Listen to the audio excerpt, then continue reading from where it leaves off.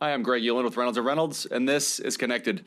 This year at Reynolds Retail Summit Amplify, we hosted the Automotive Amplifiers Contest. It was a best practices contest to share great ideas across the industry. We received submissions across 3 different categories. We had fixed operations, variable operations, and a category for people and how we handle our people inside the dealership. 3 finalists in each category were selected to present live at Amplify, and 3 winners, 1 in each category, were awarded champions while they were there. Today, you get to hear the best practices for each of the winners from each category. So before we dive in, did want to give a huge thank you to our judges. First, Tim Whalen. Tim's the service manager at Voss Chevrolet. I love it when I get to interact with Tim. He's actually been on Connected before. I had a great conversation around what he does inside the store. So thank you to Tim for joining us at the Lansdowne Resort in Washington, D.C. to be a judge of the Automotive Amplifiers Contest. Also, Kyle Mountseer and Paul J. Daly from Asodu and More Than Cars. 2 quick plugs here, thinking of these 2 guys. First, make sure to catch the next episode. It'll be episode 4 of More Than Cars. It comes out Wednesday, November 13th. You can find it on morethancars.tv. And the other plug, so episode 4 is actually with Mohawk Chevrolet in upstate New York. And if you haven't seen what Mohawk Chevrolet is doing and Grace Kerber there, check out their YouTube channel or check out any of their social media channels. She's doing really fun stuff with a parody she calls The Dealership. So check that out as well. So back to the Automotive Amplifiers Contest. First up is the variable operations category, and we're going to hear from the winner, Justin Rash. Justin is the F&I manager at Beau Townsend Ford. Give it a listen. So in May of 2023, I was given the opportunity to streamline our internal F&I processes. All the problems pointed back to one thing: paper forms. Removing the paper deal jacket and transitioning to a digital deal jacket removes these problems. DealSign is the tool that we identified and needed to get this process started. All changes and new processes we put in place focused on how everything would make its way to the digital deal jacket. We also focused on making everything easier for the F&I team, less time with paperwork and more time selling. We've implemented a lot of changes over the last year, but the most foundational change we implemented was having the best forms library possible. The F&I team should not have to fight their forms. We transitioned from a mixed impact and laser library to one that is all e-forms now. This is really important because if the form does not originate in the e-forms library, it will need scanned into the digital deal jacket. Having the right forms will make your F&I managers' lives easier. How we did this: first, we identified what forms we had that needed updated. Then we incorporated internal forms into our e-forms library by getting custom forms created. We also looked at what available forms were out there that we were using outside of our forms library. We also had 3 lenders that didn't even have contracts available in the e-forms library. So we worked with the lenders, worked with the programming team, and got those contracts created in our e-forms library. Once our forms library was complete, we made sure that smart forms were programmed so recommended forms actually worked. We tweaked a few internal accounting processes to identify CPO, as-is vehicles, and balance of factory warranty vehicles so they could be identified by the smart forms programming. I then programmed each form based on deal structure, they would be appropriately recommended. The result is the F&I team no longer needs to think about their forms. They can focus on selling, and the forms just take care of themselves. This has had major impacts both internally and for our clients. For our F&I team, they no longer need to worry about incorrect forms or knowing workarounds to get them to print correctly. Form numbers no longer matter. No cheat sheet needed. Just select recommended forms and what you need is there. They're spending less time fighting forms and more time selling. It's increasing their efficiency. For our accounting and title office, they're actually getting correctly filled out title forms now. Less time reworking and re-signing contracts gives them more time to focus on getting the customers their titles fast. For our clients, they're not being asked to come back and re-sign incorrect paperwork. It's a smoother transaction from the rip with less paperwork hiccups for them, and they're receiving their titles faster. We used to quote up to 45 days for our clients to get their titles. This is happening in 2 weeks or less now. We've made major strides over the last year and a half. Impact printers have been replaced with iPads. We've completely disabled blue screen era for F&I, and everybody is now using Air Ignite, and all warranty products are being rated and booked. The focus on a completely digital deal jacket has solved many issues we no longer face. F&I has more time to sell. Our title office has more time to get the clients their titles, and our clients are getting those quicker. Our eForms library gives our dealership the foundation we need to continue our journey to transition from a paper deal jacket to a completely digital one. Thank you.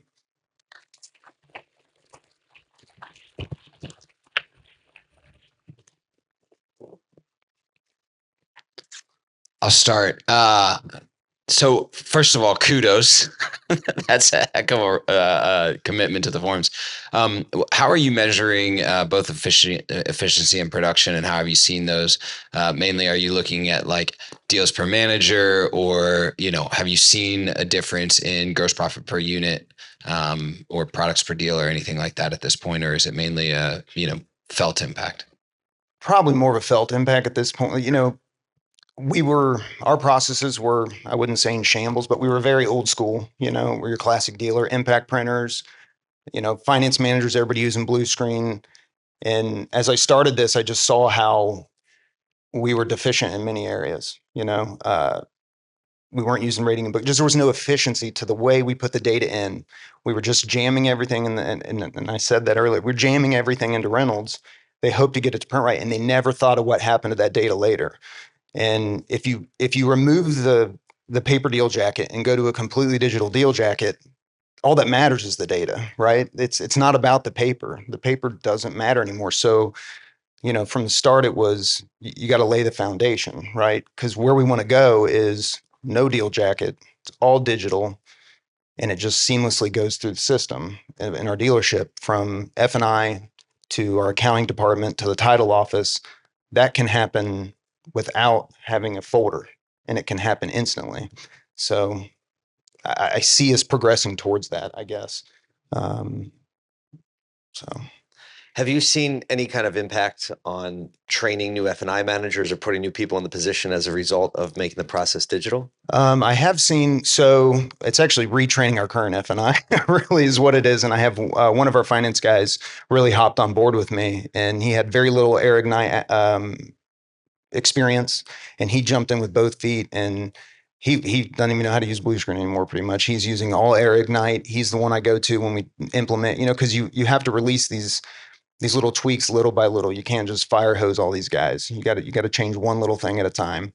And he's been very incredibly helpful. And so I'm retraining him, and he's really done a great job. And as we haven't brought any new finance guys in over the last year and a half. So, but doing that will be significantly easier, having appropriate processes and everything digital. Have you noticed like an increase in enthusiasm once they got past the heartburn of learning the new way? Absolutely. So Chris, for example, the finance manager I was speaking about, he is very enthusiastic about it. We're actually signed up with the menu. We're doing a pilot for Menu Touch, Reynolds' new menu system, and he is like all about it. He's stoked. Like he wants to get it right now.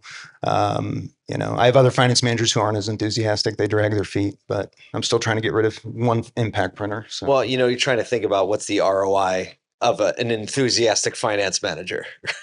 Calculate that. It's huge. I mean, it's huge. When the client sees the technology and the finance manager is enthusiastic about it, the clients are going to be enthusiastic about it. Did you get any pushback from your lenders that weren't using electronic forms, and how'd you overcome that? So the three banks we had that did not have electronic forms, believe it or not, I reached out to them, and all of them wanted to do it. They just didn't know how. So they wanted to get their small regional banks and credit unions, and they wanted to have an e-form. They didn't know how to make that happen. So it was kind of fun working with them, working with Melanie Thatcher at Reynolds, who was our deal sign setup person, to get everybody connected to make that happen. So. I love Justin's quote, the F&I team should not have to fight their forms. How true is that? Congrats to him on his win in the variable category. Next up is Jeremy Reardon. Jeremy's the service production manager at Westside Lexus. Jeremy is the winner of our people category at the Automotive Amplifiers Contest. Give it a listen. My name is Jeremy Reardon. I'm the service production manager with Westside Lexus for almost 12 years now. Over 25 years in the industry. Our best practice implemented at Westside Lexus is our recruitment, training, and retention of technicians. For over 10 years now, we've primarily hired and recruited either high school or college students. Currently, 68% of our 62 technicians have been grown from within. We have been successful in recruiting by our involvements and support of the schools. Some of the practices include inviting the students from multiple schools to visit our store throughout the year. Invitation extends not only to the instructors, but also the counselors, principals, as well as the students' parents. This gives them the opportunity to see the environment that their student or child will be working in, as well as talk with some of the current and past students to speak with their upbringing and the support that we have provided along their journey. On these tours, we allow them to see all the areas and the opportunities within the dealership. Not all students begin their journey with us in the shop. They may start out as a parts picker, valet, car wash, or cashier. This allows them the opportunity to learn more of the workings of the department and better understand the movements within. During their downtime, they're allowed to spend time in the shop with an assigned mentor to start learning the ropes. When the students are placed in the shop, they are paired with the team leader and consultant. This allows them the time to learn alongside the team leader and learn our processes and developing their skills. One important key is I do rotate technicians, not only the students, but periodically teams and advisors. This allows everyone to learn new ideas, build relations with all technicians and advisors. I've found that continually doing so continues to build their knowledge and allows them to build their own brand or way of working. This also keeps anyone from getting too comfortable and not pushing for continued growth. I will utilize the upsell analysis to monitor the technician's recommendations along with the advisor's closing percentage to help make changes as well.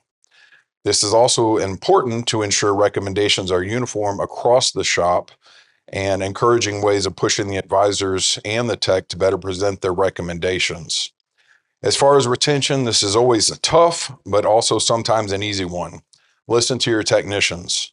Allow for open conversations, keep an open eye on what the industry is doing, and open discussion with your technicians.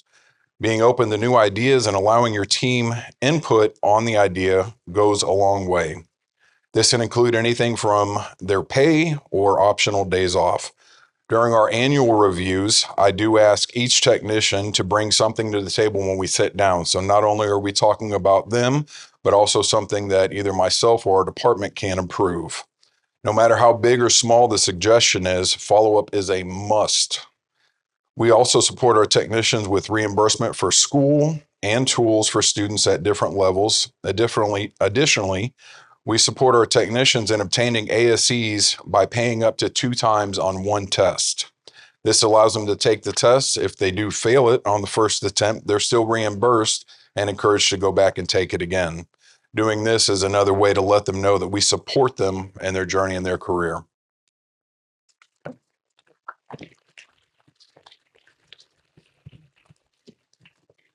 So you said 68% of your 62 techs Yes. came from where?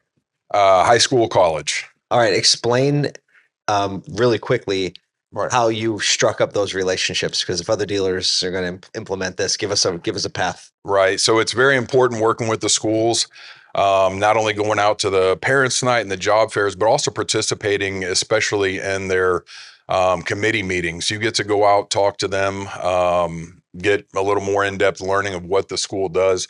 I think that's very important because when you just show up on the career fair night just to pick the students out of there, you don't have that relationship with the school and they don't know you any different from anybody else. So that's very important.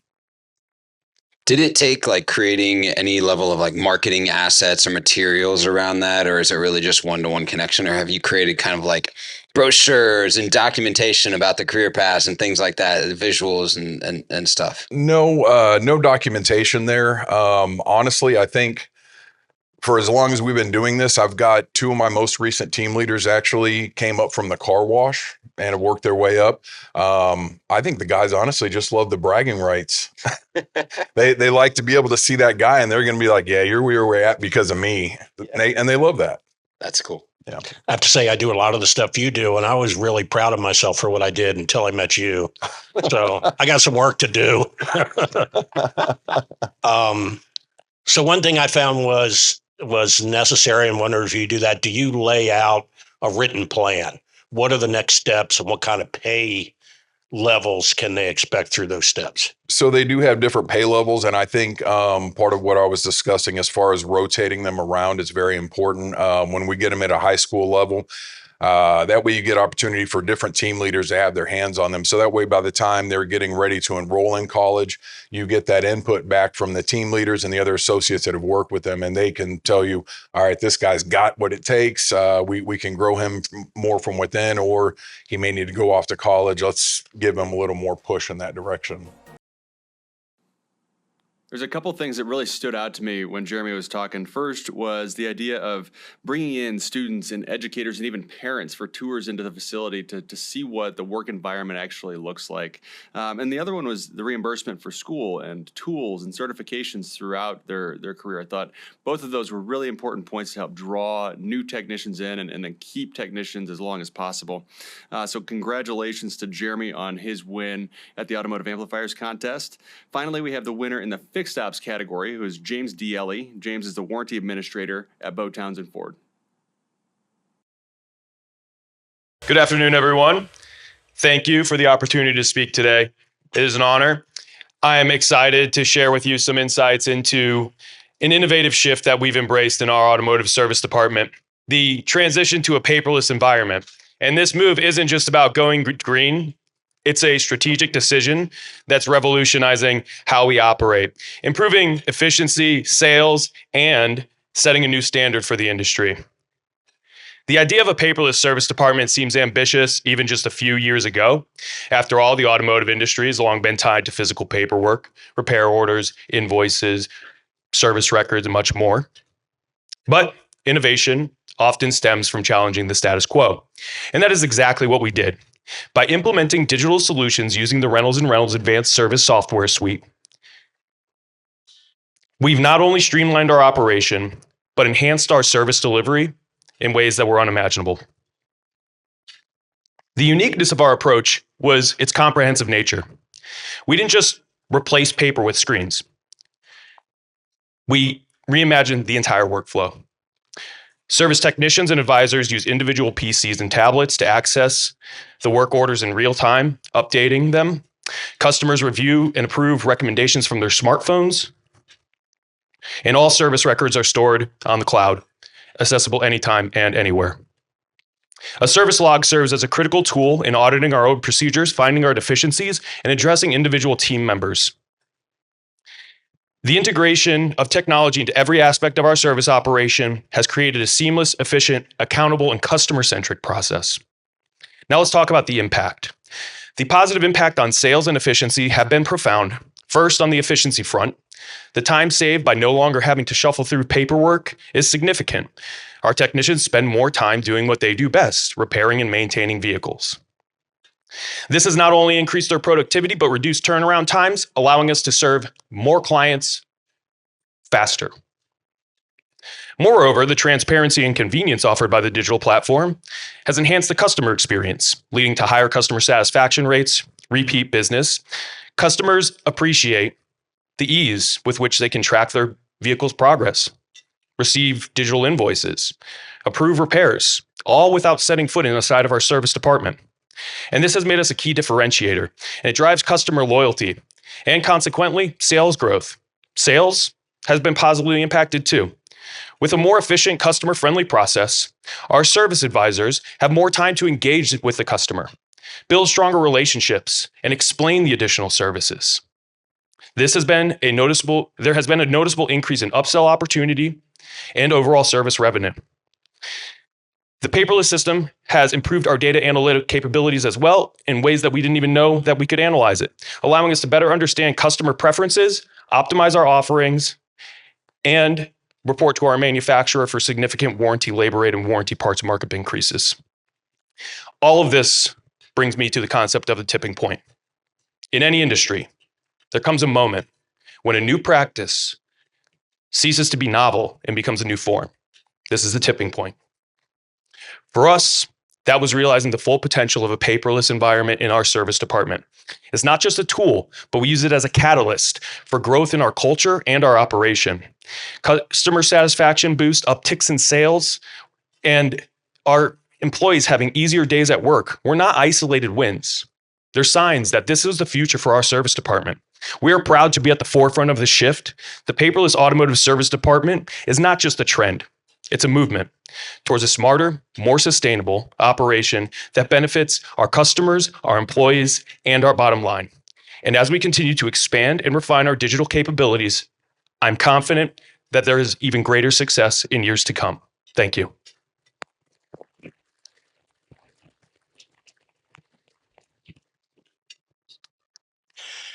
James, I got a two-part question for you. Number one, how long did it take for you to fully implement this?